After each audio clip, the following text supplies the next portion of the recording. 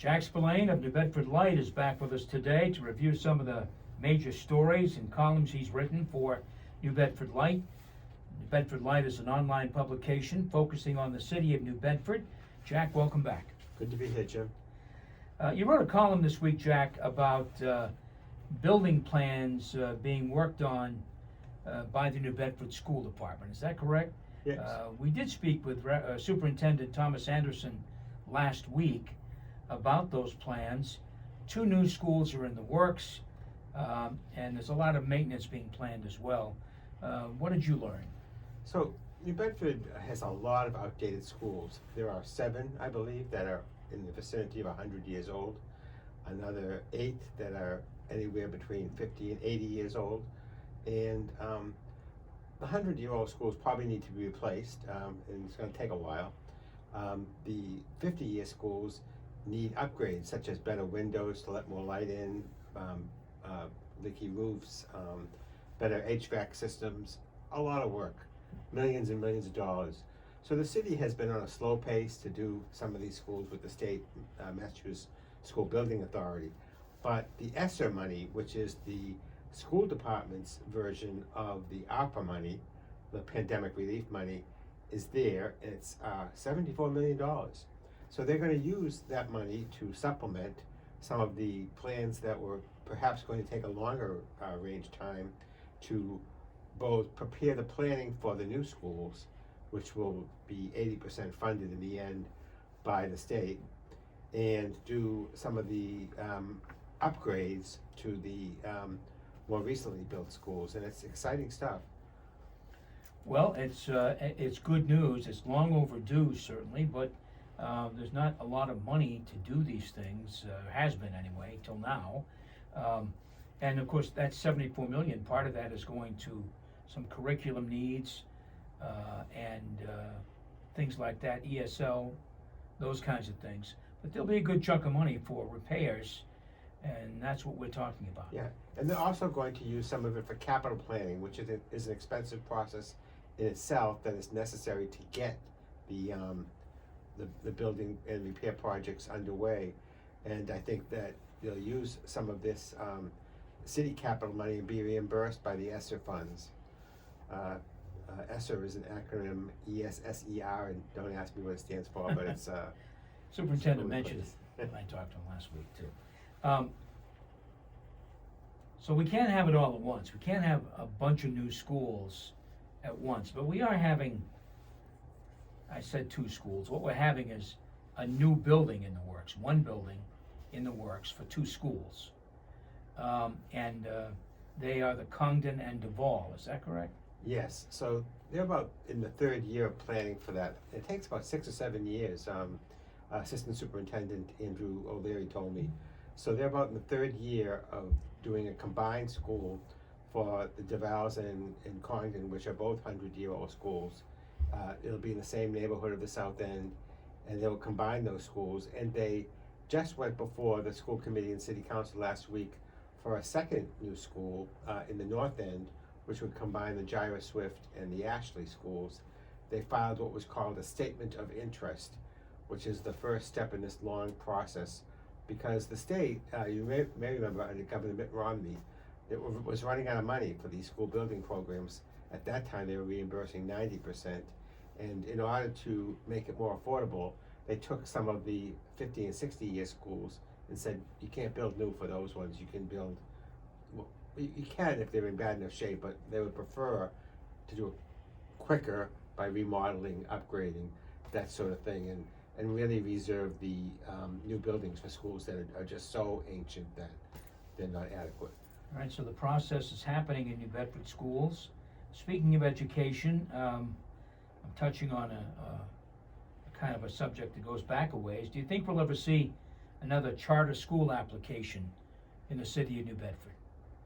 Well, according to the Innovators Charter School, they are not done. They are coming back and they plan to keep going. Whether they will come back with a sponsorship from Bay Coast Bank remains to be seen, as all the Bay Coast people have resigned from their boards of directors. I don't know.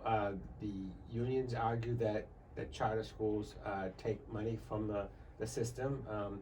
The charter schools say, well, we are a public school, we're just using it differently than you would. Yeah.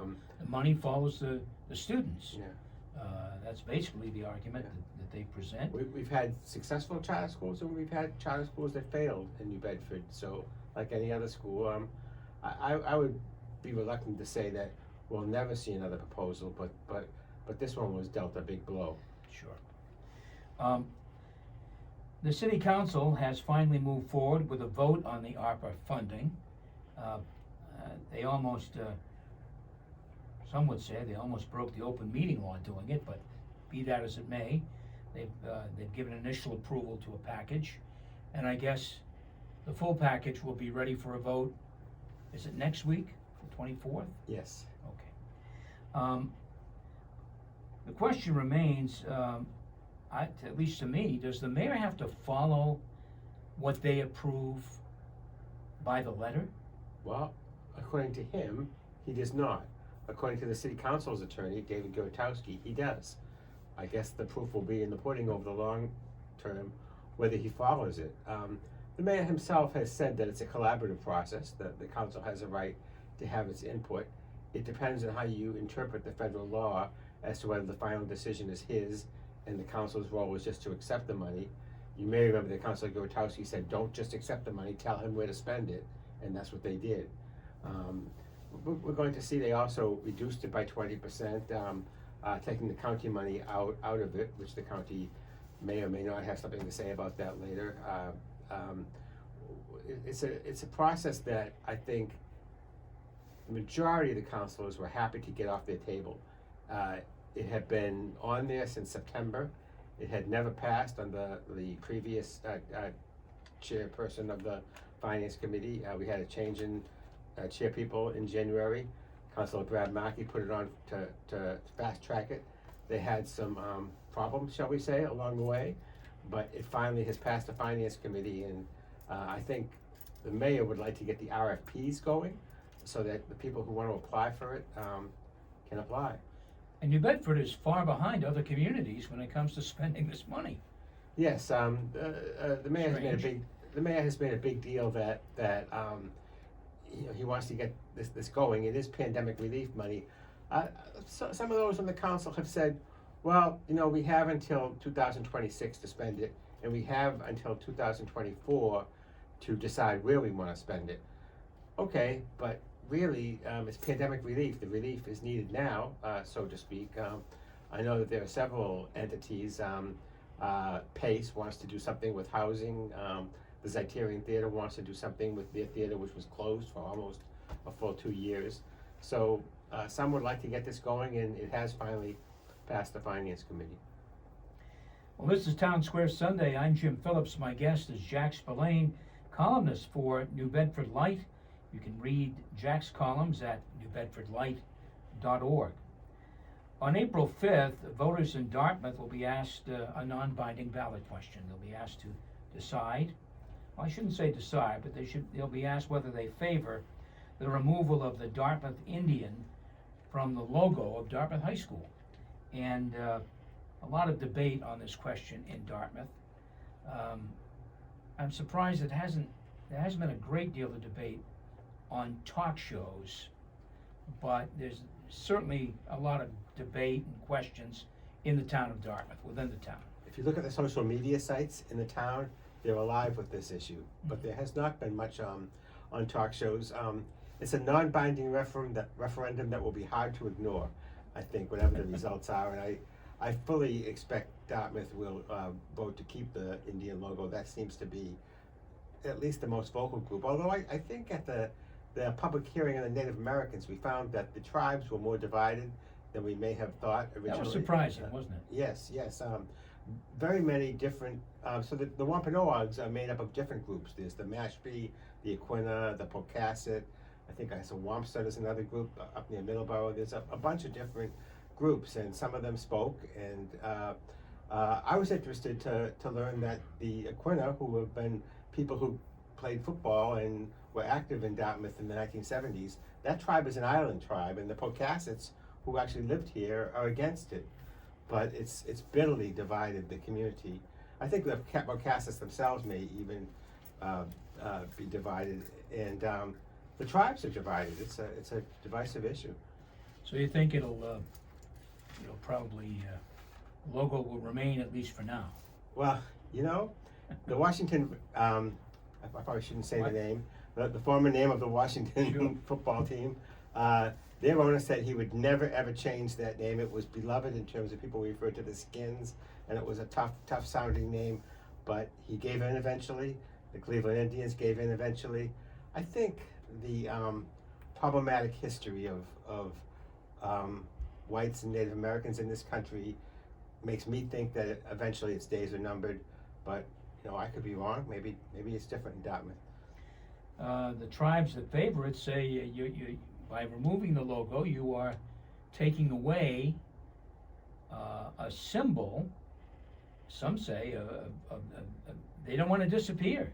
Yes. They frankly do not want to disappear. Yes, the Andrews family in particular, Clyde Andrews, had a role in designing this back in the 70s, when I have actually seen an old Indian Depiction, drawing. depiction that was disparaging. I think no argument about that. This one is noble looking. Other people say it just shouldn't be used as they claim it's not a mascot. It's hard for me to distinguish what the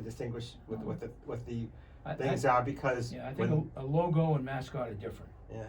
And I don't know that Dartmouth High School has someone dressed in what we normally would say Native American dress running around on football games. But it's the Indians who are playing, and they're playing other teams who experienced playing the Indians, and so you know, you and I may disagree on this issue ourselves, but this is it's been a fascinating issue. I think it really has divided the town.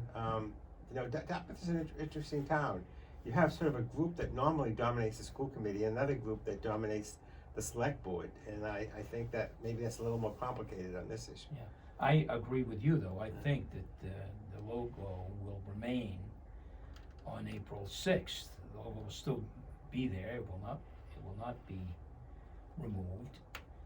But of course, then there's the proposed legislation that's pending on Beacon Hill. Right, but do you agree with me that it will eventually go? is the question. Yeah, I think it'll eventually go. Yeah. Eventually, somewhere down the line. The legislature has decided not to go forward several times on mascots, logos, whatever you want to call them, Yeah. and they've also, I've heard recently, had mixed feelings about changing the state flag, which has become controversial because, again, you have what appears to be a noble depiction of an Indian as a centerpiece of the flag, but above it is an axe with a hand wielding it, and I think a saying that is pretty much implies dominance over the Indians. Yeah. Well, I would expect that to be changed. The flag. Yeah, flag. I think the flag will go first. But this legislation that's pending on Beacon Hill, that's not going away either. And at some point, there may be a move made to remove all logos once and for all. Yeah, it is interesting. You have other teams. The Boston Celtics is probably the biggest one. We're doing this on St. Patrick's Day, even though I'm Irish and don't have green on. I'm mortified to say. But the Boston Celtics, the Vancouver Canucks. When I was a kid, Canuck was seen as a disparaging term. Yeah. Now that Canadians will tell you that it's not. It's a term of endearment, they say, but I'm old enough to remember when it was not. It's interesting about these names. You made a suggestion in a column where you said that the high school sports team should find a different logo, but the so-called Indian image would still be part of Dartmouth High School. In other words, for high academic success, I don't know how this would come about, but that you would present them with something that indicated Dartmouth Indian. So that idea was first presented to me by Cora Purse, who is a Wampanoag herself, and she's a member of the Pocasset tribe, and I was speaking with her about it, and she said perhaps we could use it as a symbol of excellence, maybe environmental excellence. The environment was very important to the Indians. That seemed like a reasonable suggestion to me. My concern is the concept of wild Indians as a moniker for a sports team. I think a noble logo associated with the school seems reasonable to me, but people are gonna decide what they think. Yeah, but I thought that was a pretty good idea as a way to, some middle ground here to kind of solve this thing.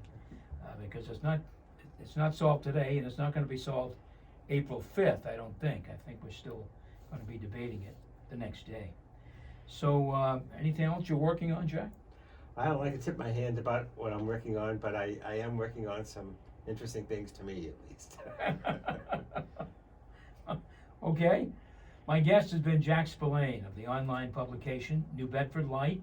You can read Jack's material and a lot of other interesting articles at newbedfordlight.org. Thanks, Jack. Thanks for having me again, Jim. Stay with us. Townsquare Sunday returns in just a moment. So let this go to 15 and then figure it out.